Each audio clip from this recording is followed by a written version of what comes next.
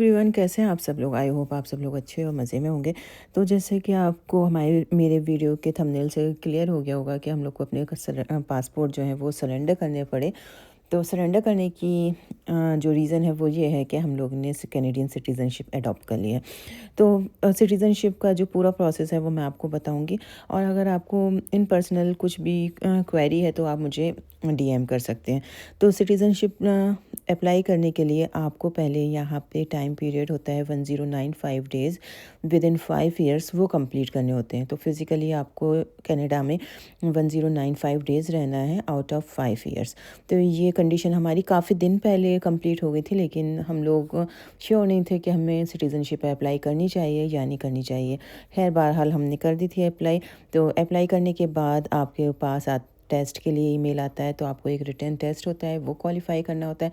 उसके बाद जब आप नेक्स्ट प्रोसेस करते हैं तो आपको एक ईमेल आता है जिसमें आपको चूज़ करना होता है कि आप इन पर्सन सिटीज़नशिप करना चाहते हैं या फिर ऑनलाइन। तो हम लोग के पास दोनों ऑप्शन थे, लेकिन हमने इन पर्सन चूज़ करी ताकि हम लोग भी देख पाते कि कैसा होता है ये प्रोसेस। और जोरेस को हमने स्कूल ड्रॉप कर दिया है। हानिया हमारे साथ आई हैं। जोरेस के पास ऑलरेडी ओएससी है तो उसको सिटीज़नशिप की ज़रूरत नहीं है।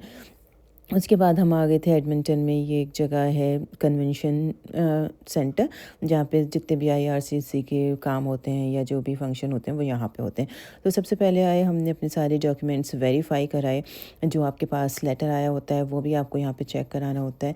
तो उसके बाद ये प्रोसेस हुआ। हम लोग जब अंदर आए थोड़ी देर के बाद यहाँ पे जो जज थे वो आ गए।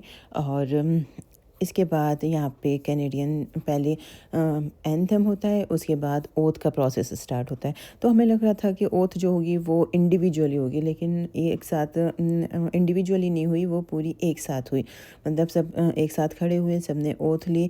और ओथ के लिए आपको जो सुनाई देता है, जो यहाँ पे पर्सन होते हैं वो सब बोलते जाते हैं और आपको वो वाली चीज़ें जो है वो रिपीट करनी होती हैं। तो इस तरह से हमने ओथ ली।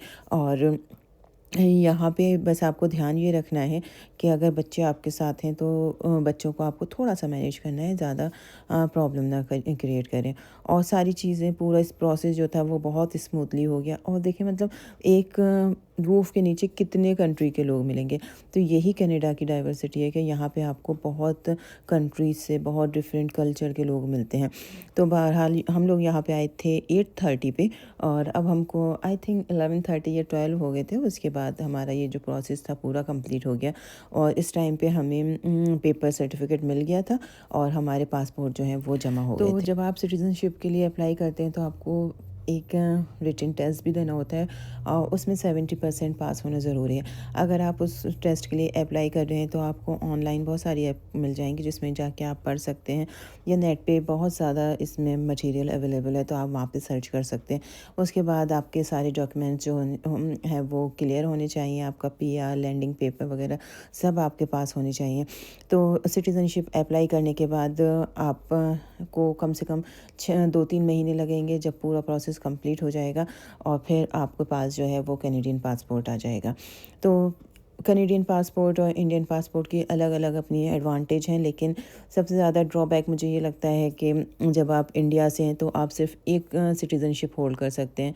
लेकिन अगर जैसे पाकिस्तानी लोग हैं यहाँ पे, उनकी 2 सिटीज़नशिप हैं। और बहुत सारी कंट्रीज़ के लोग हैं जो कि एक से ज़्यादा सिटीज़नशिप जो है वो रख सकते हैं। खैर बहरहाल तो हम लोग ने तो फाइनली अप्लाई कर दिया है। और यहाँ पे कन्वेंशन सेंटर में काफ़ी कल्चरल प्रोग्राम भी चल रहे थे। तो बस हम लोग इसको एक बार ऐसे ही चेक कर रहे थे, क्योंकि अब तो हानिया हमारे साथ हैं, इनको स्कूल नहीं जाना है, जोरेज स्कूल में है। तो अभी हम थोड़ा सा फ्री भी हैं और टाइम भी है, तो हमने देखा कि यहाँ पे क्या क्या चल रहा है। उसके बाद मैं आपको बताऊं कि जो लोग इंडिया से कनाडा मूव कर रहे हैं या कोई प्लान कर रहे हैं, तो यहाँ पे आने से पहले एक बार आप सारी चीज़ें बहुत अच्छे से, अब स्पेशली अपने करियर से रिलेटेड सारी चीज़ें चेक कर लें कि आपकी फ़ील्ड की जॉब यहाँ पे अवेलेबल है या नहीं है, या यहाँ का वेदर कैसा है। वेदर में लोग बहुत ज़्यादा कभी कभी परेशान हो जाते हैं, लेकिन मुझे लगता है अल्हम्दुलिल्लाह सारी चीज़ें मिला के इतनी ज़्यादा परेशानी नहीं होती। सारी चीज़ें जैसे हम इंडिया में भी कभी कभी कोई ना कोई मुश्किल आ जाती है, ऐसे यहाँ पे भी आ जाती है। तो किसी भी चीज़ के लिए बहुत ज़्यादा नेगेटिव नहीं होना चाहिए।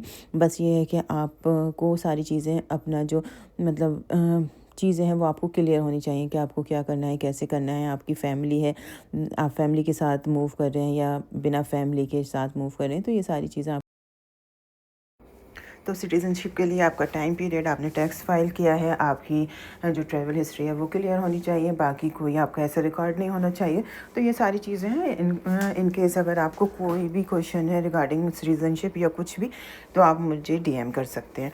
तो बस हम लोग वापस आ गए। रास्ते में हानिया को जाना था उनकी फेवरेट कॉफ़ी लेने, जो कि है कोको टी बोलते हैं आई थिंक इसको। हाँ जी, तो यहाँ पे हम लोग इनकी ये कॉफ़ी दिलाने आए थे। और उसके बाद रास्ते से ही हमने कुछ खाना पैक करा लिया, क्योंकि अब जाके खाना बनाना थोड़ा मुश्किल था। तो ये था आज का मेरा ब्लॉग। आप लोग को कैसा लगा ज़रूर बताइएगा।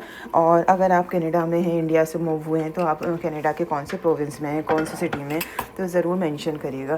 Thanks for watching my video. इंशाल्लाह ताला नेक्स्ट वीडियो में आपसे मुलाकात होगी। जब तक आप लोग अपना ख्याल रखें।